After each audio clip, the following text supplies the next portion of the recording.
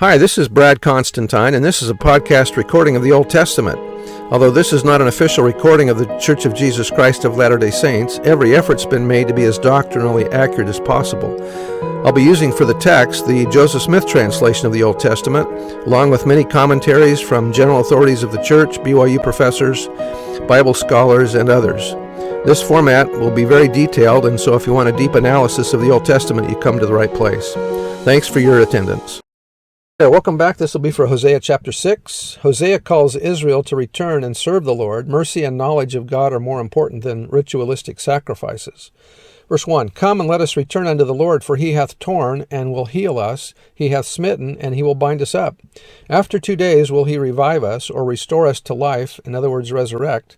In the third day he will raise us up, and we shall live in his sight, or presence.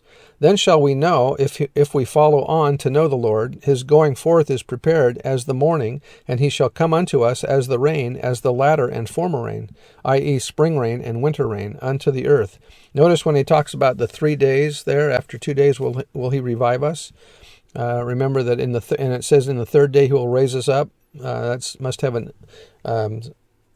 must have reference to the Savior being raised after 3 days in the tomb. Anyway, verse 4, O Ephraim, what shall I do unto thee? O Judah, what shall I do unto thee? For your goodness is as a morning cloud, and as the early dew it goeth away.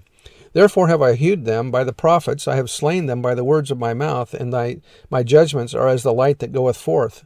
Thy judgments are as the light that goeth forth. For I desired mercy, charity or loving kindness, and not sacrifice and the knowledge of God more than burnt offerings. Israel's fidelity then was that of a fickle woman. It lacked the steadfastness, the trustworthiness of true covenant love. In Hosea's native language, Israel lacked hesed. This word is exceedingly difficult to render into English. The Revised Standard Version usually translates it steadfast love. It is a covenant word that refers to the faithfulness or loyal love that binds two parties together in covenant. When a person shows hesed to another, he is not motivated merely by legal obligation, but by an inner loyalty which arises out of the relationship itself.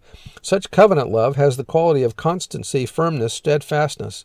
In Hosea's vivid figure, Israel's hesed was like a transient morning cloud, or like the morning dew that evaporates quickly. Hence, Yahweh, or Jehovah, scorned the existing forms of worship.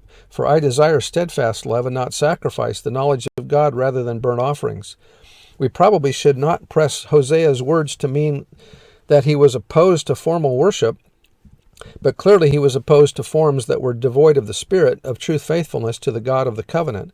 Jesus twice asked his hearers to go and reread Hosea 6, verse 6, when he was accused of breaking the formal rules of orthodoxy.